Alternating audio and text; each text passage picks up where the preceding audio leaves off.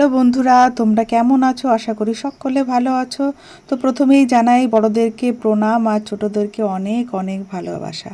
আমি শুভ্রা, আমি ছোট্ট একটা শহরে থাকি চাকরি সূত্রে চিত্তরঞ্জনে, যেখানে রেল ইঞ্জিন কারখানাকে কেন্দ্র করে গড়ে উঠেছে এই ছোট্ট শহরটি। তাই নিজের কাছের মানুষদের ছেড়ে এসে অনেক দূরে এখানে নিজের সংসারটাকে যখন গুছিয়ে নিয়েছি, তাই মাঝে মাঝেই চলে আসি তোমাদের কাছে একটু গল্প করতে। আর যখন মন খারাপ করে তখন তো কোনো কথাই নেই, আর এই সুন্দর কিছু সময় তোমাদের সঙ্গে আমি ভাগ করে নিই। তো তোমাদের কাছে চলে এসেছি আরও একটা ব্লগ নিয়ে, আশা করি তোমাদের ভালো লাগবে। আর যদি ভালো লেগে থাকে তবে অবশ্যই একটা লাইক, কমেন্ট আর সাবস্ক্রাইব করে দিও। আমার শুভাকাঙ্ক্ষী হয়ে, আমার বন্ধু হয়ে আমার সাথে থেকেও, যাতে এই দীর্ঘ পথটা আমি তোমাদেরকে নিয়ে তোমাদের সাথেই চলতে পারি। সকালবেলা ঘুম থেকে উঠেই দাঁত ব্রাশ করে একটু গরম জল খেয়েই রান্নাঘরে চলে এসেছি। আজ ছেলের স্কুল নেই, তাই একবারে টিফিনটা বানিয়ে নিচ্ছি। মেয়ের সাথে সাথে আমাদেরও একটু বেশি পরিমাণ বানিয়ে নিলাম, তো সবার হয়ে যাবে। তো সব রকম ডাল আর একটু মুগ ডাল ভেজে ডালিয়ার সঙ্গে একবারে ধুয়ে প্রেশার কুকারে ফোড়ন দিয়ে একেবারেই বসিয়ে দিয়েছি। আর সবজিগুলোকে একটু ডুমো ডুমো করে কেটে ভেজে ওর মধ্যে দিয়ে দিয়েছি। আর 4-5টা সিটি মারলেই ব্যাস আমার ডালিয়া রান্না হয়ে যাবে একদম সহজ পদ্ধতিতে। আর এই দেখো একটা বিষয়, আমি যে শুনেছি কুকুর নাকি স্নান করতে চায় না বা স্নান করে না, তো আমার এই যে জলের জায়গাটা, এখানে যতবারই পরিষ্কার করে জল এখানে রাখি ততবারই দেখি জলটা নোংরা। তো দেখো কেমন স্নান করছে ওরা এসে। তো গরম প্রচণ্ড যখন গরম পড়ে তখনই দেখি এসে স্নান করে আর জলটাকে পুরো নোংরা করে দিয়ে যায়। তো এইখানটা ভাবছি ঢেকে রাখবো। আর দেখো আমাকে দেখে কি সুন্দর জল থেকে বেরিয়ে যাচ্ছে। তো যেটা জানতাম যে কুকুর স্নান করে না, মানে করতে ভয় পায়, সেটা একদমই ঠিক না, এটা দেখে বুঝলাম। তো আমি এরপরেই আমার মেয়েকে খাওয়াতে বসে গেলাম। আর দেখো আমার খাওয়ানোর নিনজা টেকনিক, কত রকম করে যে খাওয়াতে হয়, জল ছেড়ে দিয়ে ওকে বিভিন্ন রকম কাজ দিয়ে, ওর পছন্দের কাজগুলো দিয়ে ওকে খাওয়াতে হয়। আর সবথেকে পছন্দের জিনিস হলো জল। তো জলটা দিয়ে খাওয়ালে তাড়াতাড়ি করে খাওয়ানো হয়ে যায়। আর আমি খাওয়ানোর পরেই, মেয়েকে খাওয়ানোর পরেই আমি দুপুরবেলা রান্নাবান্না সব করব, সেই প্রস্তুতি নিচ্ছি। তো মেয়ের এদিকে অনেকটা খাওয়াও হয়ে গেছে। আর দেখো আমার ধোয়া বাসনগুলো ও আবার সাবান দিয়ে আর কসবারি দিয়ে ঘষে ঘষে ধুচ্ছে। তো আজ বাজার করেনি, মানে বাজারের সবজি একেবারেই ঘরে বাড়তি ছিলই না বলতে গেলে। তো সেই কারণে আমি বাগান থেকে একটু কুমড়ো শাক আর একটু সজনে পাতা আর একটু লাউ পাতা তুলে নিয়ে এসেছি। তো সেটা দিয়ে আজকে রান্না হবে, লাউ পাতা বাটা হবে আর আলু দিয়ে ঝোল হবে কুমড়ো শাকের, আর সজনে পাতাটা রসুন দিয়ে ভাজা হবে। আর খেতেও কিন্তু ভীষণ ভালো লাগে, আর স্বাস্থ্যের পক্ষেও কিন্তু ভীষণ উপকার, যেটা আমাদের শাকসবজি খাওয়া। তো সবজিটা একেবারেই ছিল না বলে আমি এইগুলো বাগান থেকে তুলে নিয়ে এসেছি। যদিও বাগানের গাছপালাগুলো খুব একটা এখনও বড় হয়নি, কেননা সবেই বর্ষা নেমেছে, তো কিছু কিছু নতুন ডগা বেরিয়েছে, তো তার থেকেই আমি কেটে নিয়ে এসেছি।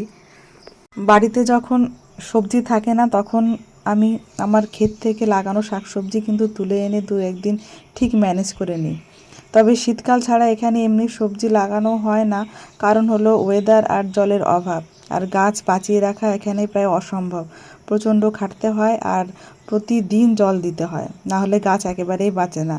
তো আমার বাগানে আর কোনো সবজি ছিল না, এই লাউ, কুমড়ো আর সজনে পাতাই ছিল, তাই বাগান থেকে তুলে আনলাম। আর গাছগুলো এখনও খুব একটা, যে বললাম না, বড় হয়নি, বর্ষা এসেছে তাই কয়েকটা নতুন ডগা বেরিয়েছিল। তো ওটা দিয়ে আমি রান্না করবো। আর সজনে পাতা আর রসুন দিয়ে আমি ভাজলাম। আর কয়েকটা লাউ পাতা যেটা আমি বেটেছিলাম, একটু কালো জিরে, লঙ্কা, রসুন আর সামান্য নুন হলুদ দিয়ে ভেজে নিয়ে ওটাকে বেটেছিলাম। আর তৈরি হয়ে গেছিলো একেবারে মুখরোচক লাউ পাতা বাটা। আর হ্যাঁ, যাদের জ্বর হয়েছে, মুখে একেবারেই স্বাদ নেই, তারা কিন্তু অবশ্যই এটা ট্রাই করে দেখতে পারো। আর এমনিও খেতে পারো। আর খেয়ে কেমন লাগলো আমাকে কিন্তু অবশ্যই অবশ্যই জানিও। আমার তো এক থালা ভাত শুধু এই লাউ পাতা বাটা দিয়েই খাওয়া হয়ে যায়। তো নিজের যেখানে, মানে যেখানে থাকি সেখানে কিছুটা চাষ করলে সময়টাও ভালো কাটে আর মনটাও ভালো থাকে, ইচ্ছে মতো নিজের বাগানের জিনিসও খাওয়া যায় নিজের সুবিধা মতো।